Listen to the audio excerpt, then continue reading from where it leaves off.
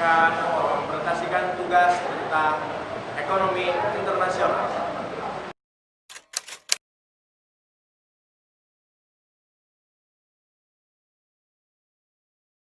Warahmatullahi wabarakatuh. Perkenalkan, nama saya Adi Hadi dari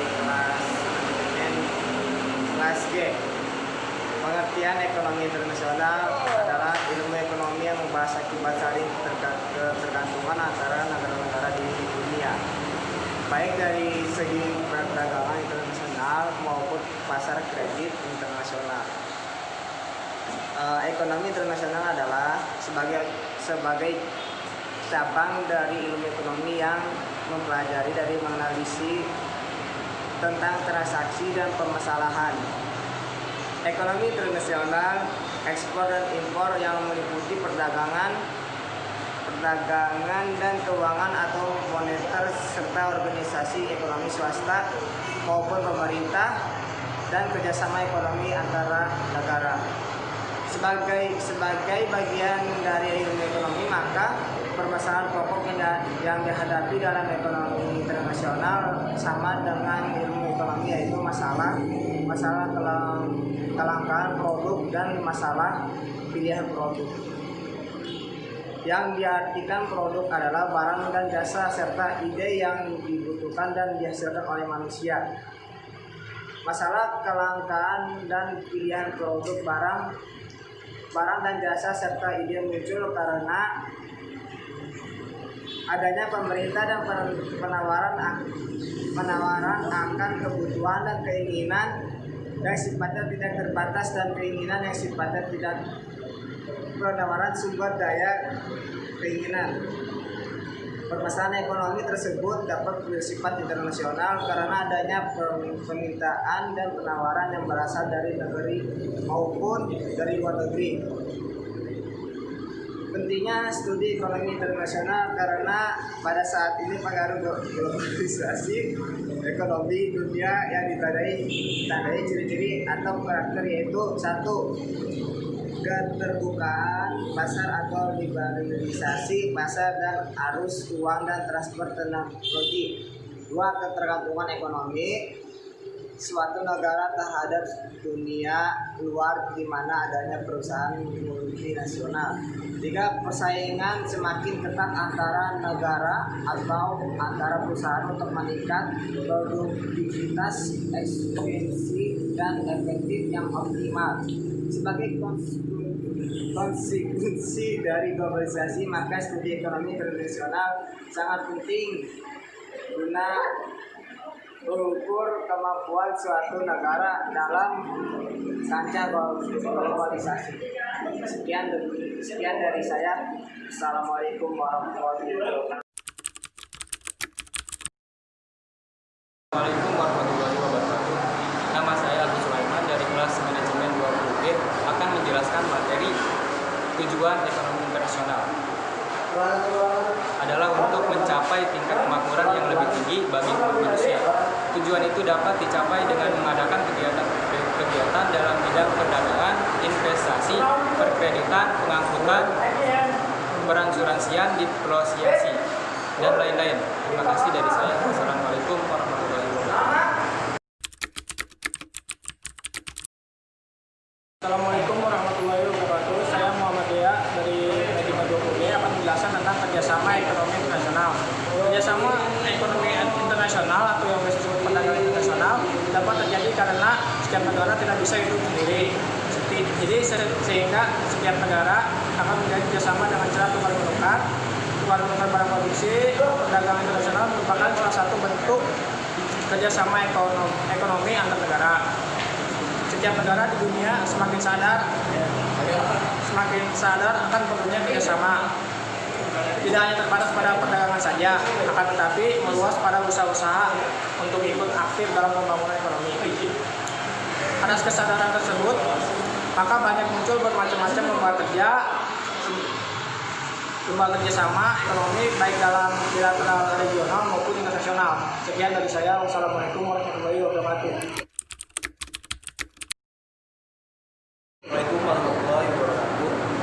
Perkenalkan, nama saya Rifan Syahdi Biasa Putra dari kelas MN 20G. Saya akan menjelaskan materi tentang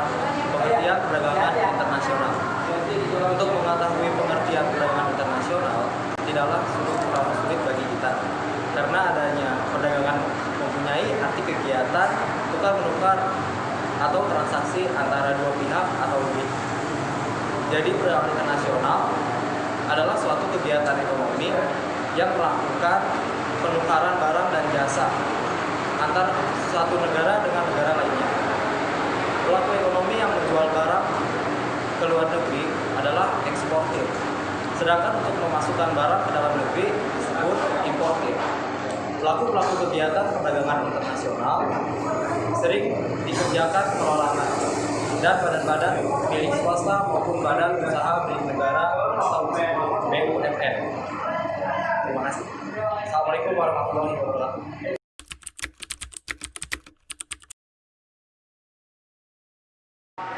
Assalamualaikum warahmatullahi wabarakatuh.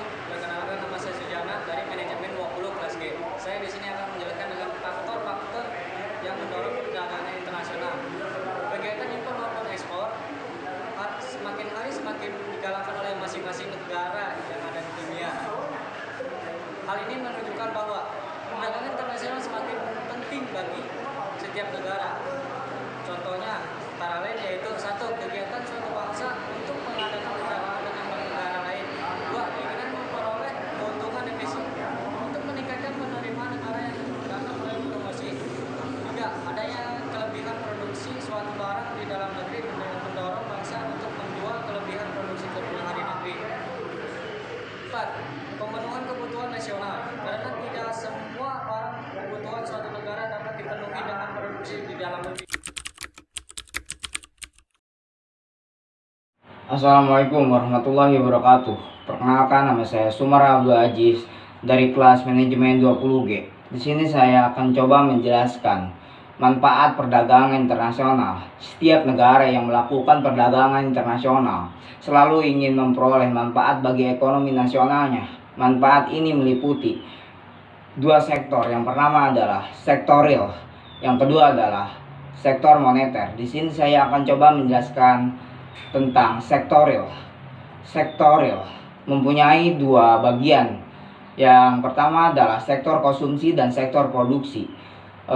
Sektor konsumsi, dengan adanya perdagangan internasional, masyarakat bisa berkonsumsi dalam jumlah yang lebih besar daripada sebelum adanya perdagangan. Dengan demikian dapat dikatakan bahwa perdagangan dapat meningkatkan pendapatan real masyarakat.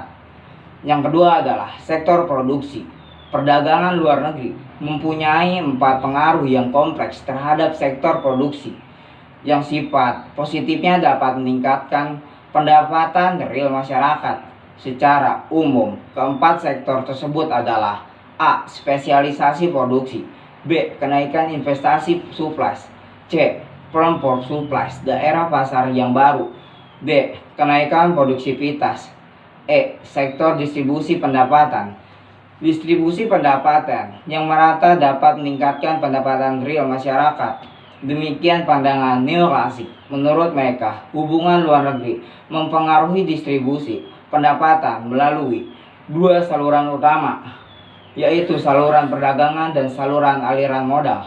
Yang kedua adalah sektor moneter. Di sini saya akan coba menjelaskan sedikit tentang sektor moneter. Sektor moneter adalah kegiatan yang dapat mempengaruhi posisi keuangan suatu negara, meliputi: A.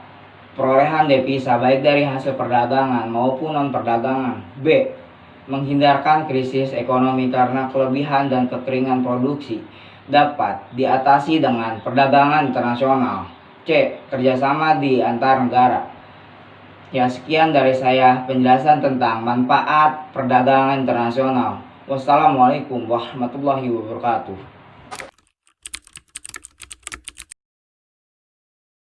Assalamualaikum warahmatullahi wabarakatuh. Nama saya Leosia dari kelas MN2B. Saya ingin menjelaskan kebaikan dan keuntungan perdagangan internasional. Perdagangan internasional dapat menimbulkan dampak positif maupun negatif. Adapun dampak positifnya, yang pertama, negara yang berproduksi melebihi kebutuhan dalam negeri dapat menjualnya, ekspor, dan dari hasil ekspor tersebut dapat digunakan untuk kebutuhan lainnya. Yang kedua, negara yang berproduksi kurang atau tidak berproduksi sama sekali, produk tertentu dapat dinilai dari negara lain dengan jalan mengimpor. Ketiga,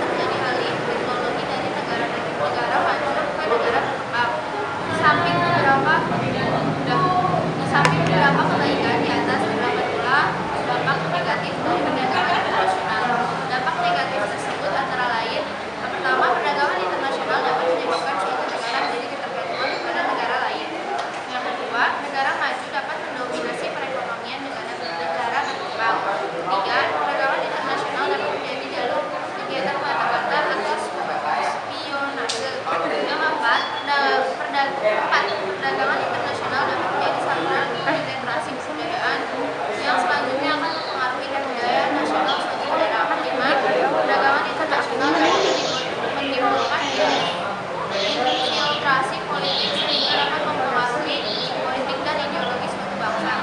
Untuk menghindari akibat buruk kerjasama ekonomi dan perdagangan dengan negara lain, maka setiap bangsa harus selalu waspada dan hati-hati.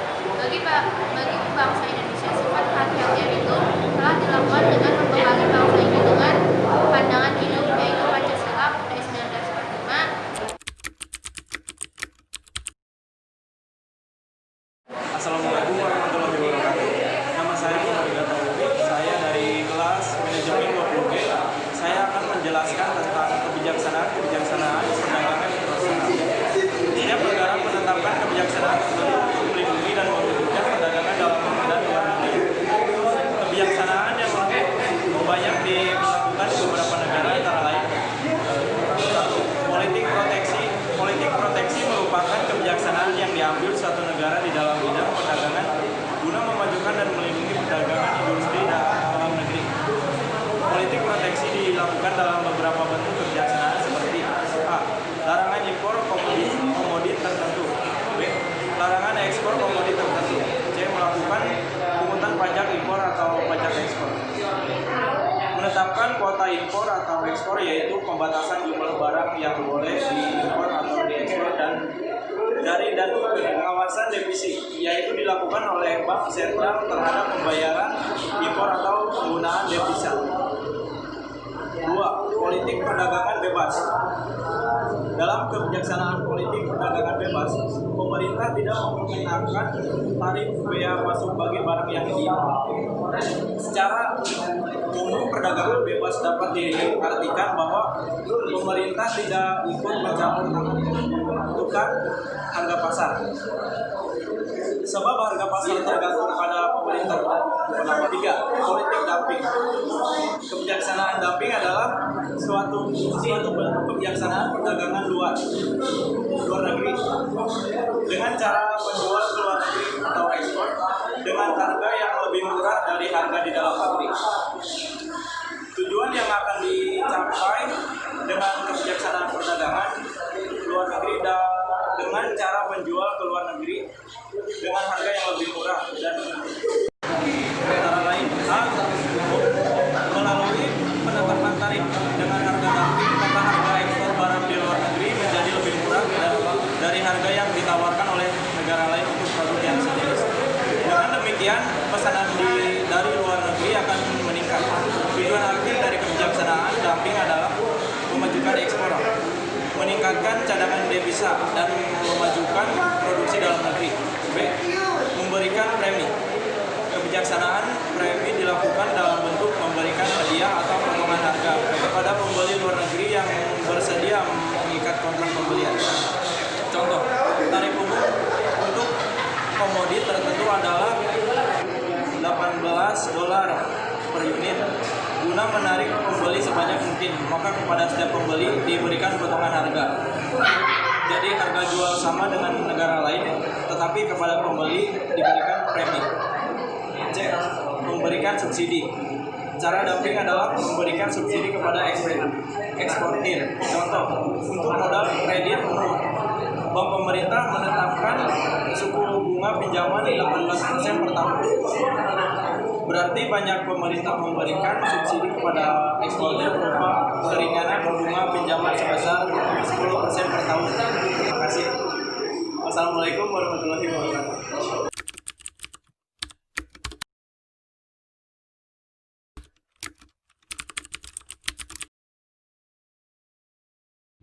Assalamualaikum warahmatullahi wabarakatuh.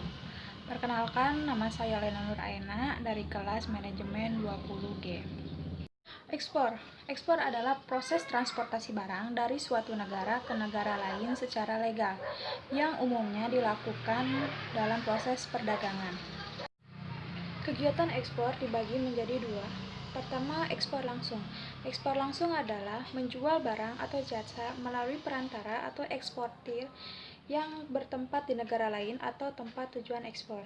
Yang kedua, Ekspor tidak langsung. Ekspor tidak langsung adalah barang dijual melalui perantara atau eksportir negara asal yang kemudian dijual oleh perantara atau eksportir tersebut.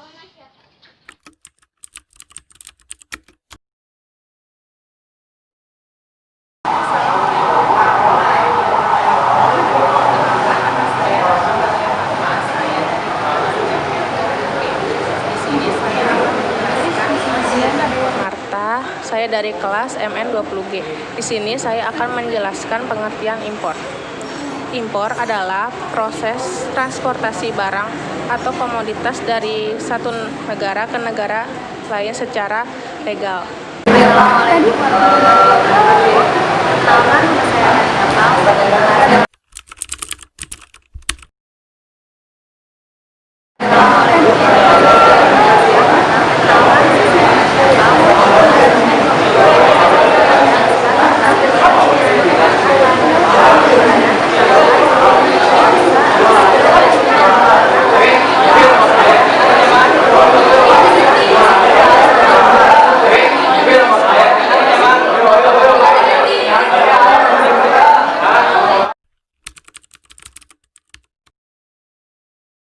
Assalamualaikum warahmatullahi wabarakatuh. Nama saya Reja Ramatura Dinata dari kelas G Manajemen tahun 2020. Di sini saya akan menjelaskan manfaat ekspor dan impor. Berikut ini manfaat ekspor dan impor antara lain: A. Dapat memenuhi kebutuhan masyarakat. B. Pendapatan negara akan bertambah karena adanya devisa. C. Meningkatkan perekonomian rakyat. D. Mendorong perkembangannya kegiatan industri. Cukup sekian dan terima kasih. Wassalamualaikum warahmatullahi wabarakatuh.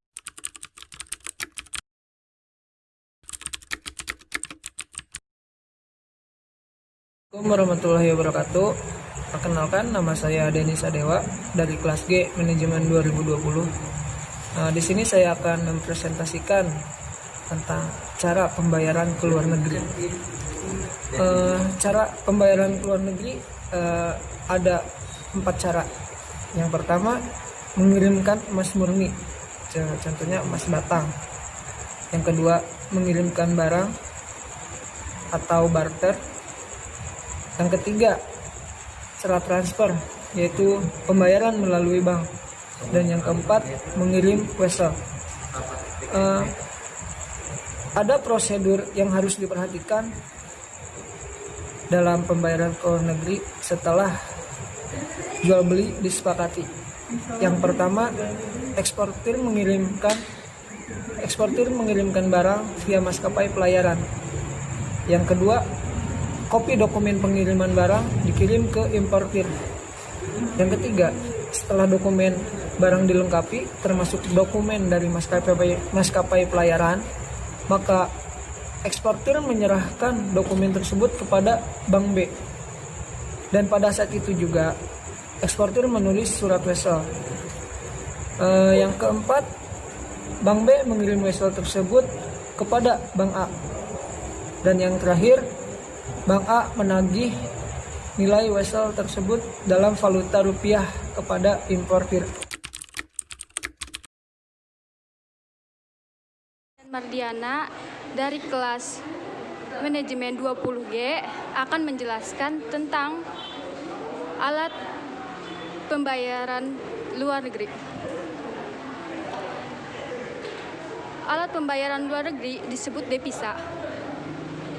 Pada dasarnya, devisa memperoleh perdagangan suatu negara yang pertama melakukan ekspor, yang kedua melakukan pinjaman luar negeri seperti pinjaman CGE, yang ketiga melakukan pendapatan bantuan dari luar negeri seperti program seperti dari UNICEF, POA, dan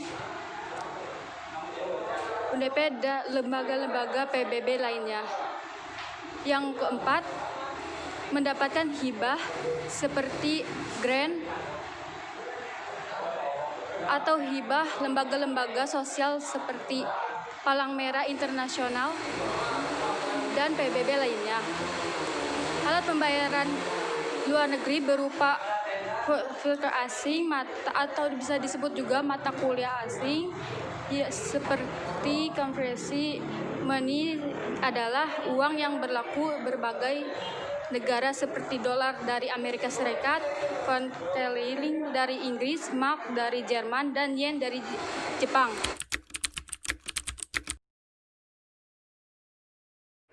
Assalamualaikum warahmatullahi wabarakatuh. Perkenalkan, nama saya Reka Triutari dari kelas MN 20G.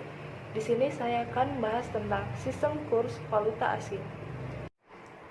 Kurs valuta asing adalah perbandingan mata uang dalam negeri terhadap mata uang asing, atau dapat juga disebut sebagai harga yang harus dibayarkan untuk satu unit mata uang asing.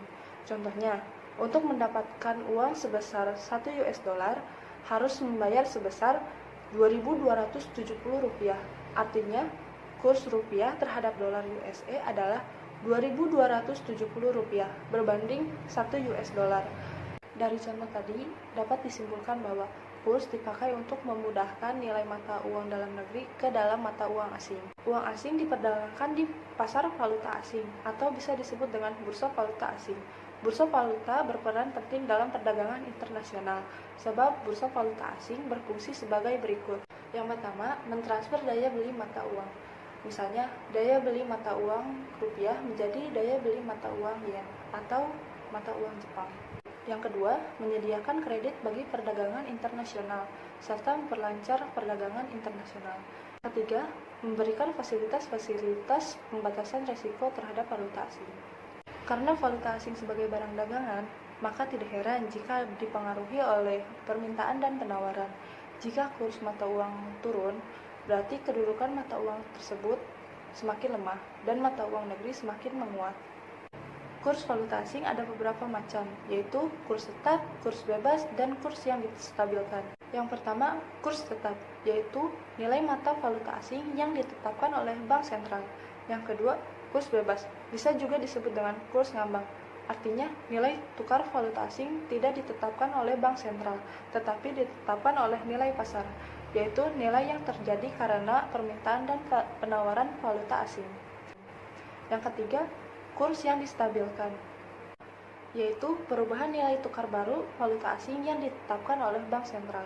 Kurs yang distabilkan karena pemerintahan melakukan devaluasi atau revaluasi.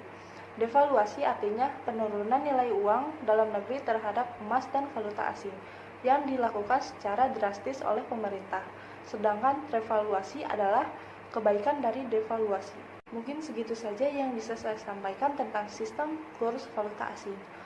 Kurang lebihnya saya meminta maaf. Wassalamualaikum warahmatullahi wabarakatuh.